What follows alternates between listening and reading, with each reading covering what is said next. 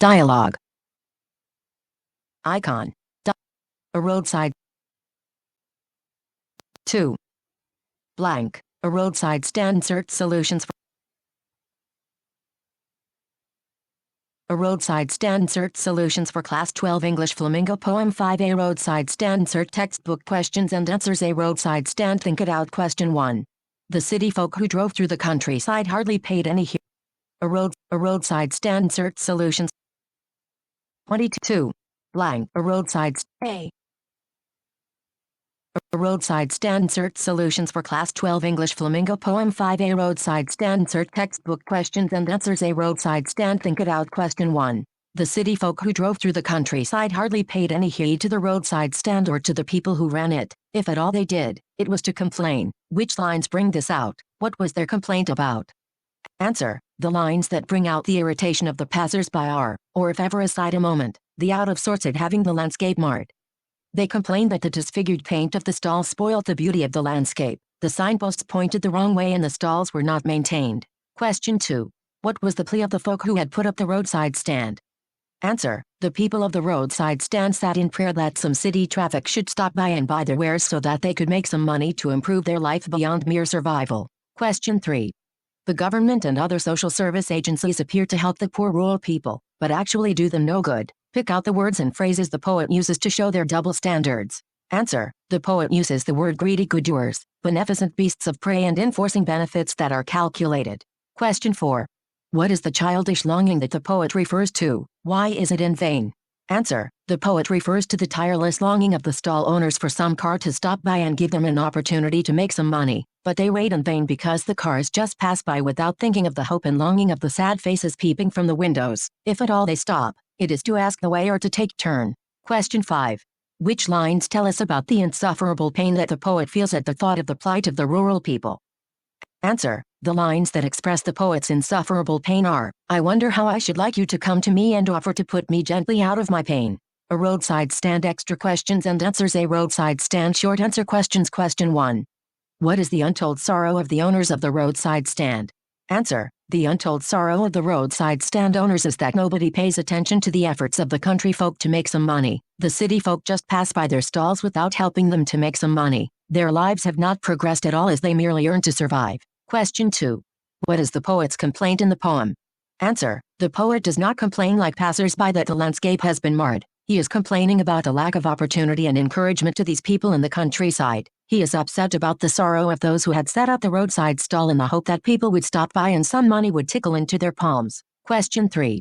Why do country people ask for money?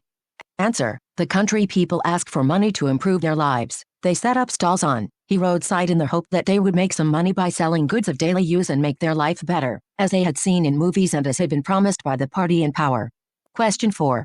What was the news that was doing the rounds?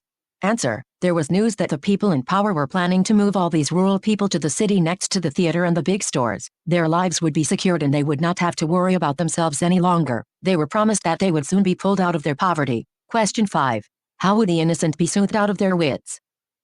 Answer. The selfish good doers would outwit the simple innocent people into believing that their intentions and efforts were for their improvement, while they would be seeking their own profits from the labor of these folks. Question 6.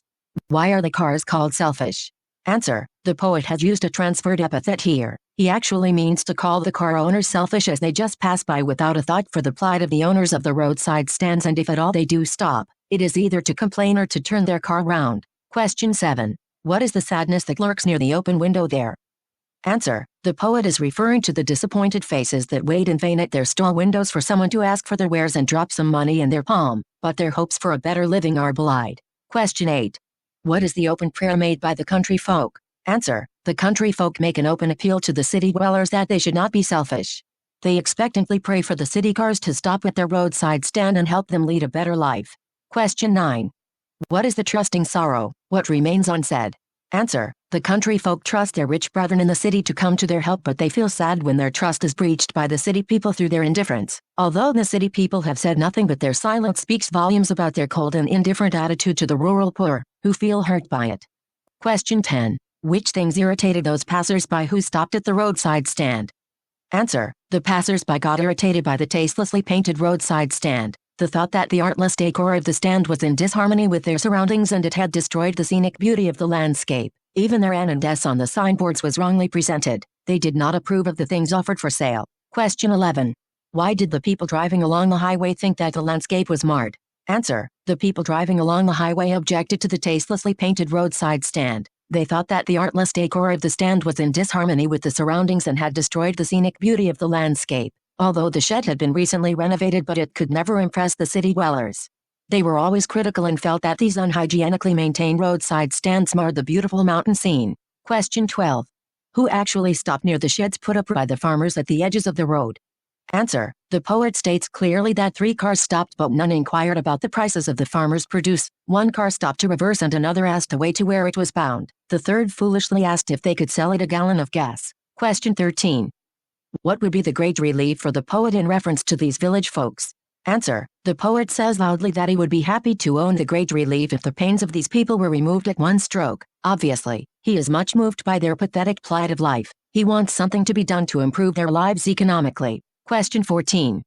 What hope does the poet nurture about himself when he asks that these people should be put at one stroke out of their pain? Answer. The poet hopes that these people are put at one stroke out of their pain. The poet wants that the authorities should come to him and offer to put him gently out of my pain. The poet identifies himself with the village folks as far as their economic conditions are concerned. Question 15. What is the poet's attitude to the good doers and why is it so? Answer. The poet condemns the good doers for they actually take away the villagers' freedoms to think for themselves. They force benefits on them which lull them into doing nothing and destroy their peace of mind and their lives. He criticizes them for exploiting the villagers for their own gains. Question 16. What different attitudes do the city dwellers display to the country people? Answer. The city dwellers are indifferent to the plight of the country people and ignore the stands selling their goods. They get irritated with them for spoiling the landscape with their wrong signboards. They also exploit them for their selfish gains by offering them hollow charity which spoils their lives. Question 17. On what occasions do the country people express their anger at the city elite? Answer. The country people get angry with the city elite when, despite having money, they do not buy any of their goods. Again, when a car stops and asks for gas which they obviously do not have, but does not ask the price of what they are actually selling. Question 18. What do the country people want? Answer. The country people want a share in the wealth enjoyed by the city people which they also have a right to, so that they can improve their conditions and lead better lives just as those promised by the movies in which the government has denied them. Question 19. Why are the country folks disappointed? Answer. The country folks have put up a roadside stand to sell their wares to the city dwellers. They desperately hope to earn some city money so that they could support their lives with it. They are disappointed because the city dwellers rush away in their polished cars with their minds focused only on their destination. If ever they pause, they are rather critical in their comments. They complain that the roadside stand had marred the scenic beauty of the landscape. Question 20. Bring out a contrast between the urban rich and the rural poor. Answer. The urban rich are on the move. They are in a hurry. They are speeding looking ahead. They have no time to inquire about the goods put up by rural poor for sale. On the other hand, the rural poor are standing and pleading for help. Question 21. How does the poet describe the double standards of the government and other social service agencies towards the poor rural people? Answer. The poet is sad that the government which came into power had many promises for the well-being of rural poor folks, but it and other social agencies did nothing for that. These poor rural people put up their roadside stands to sell what they produce, but no passerby buys them. The poet feels much pain at their poor plight.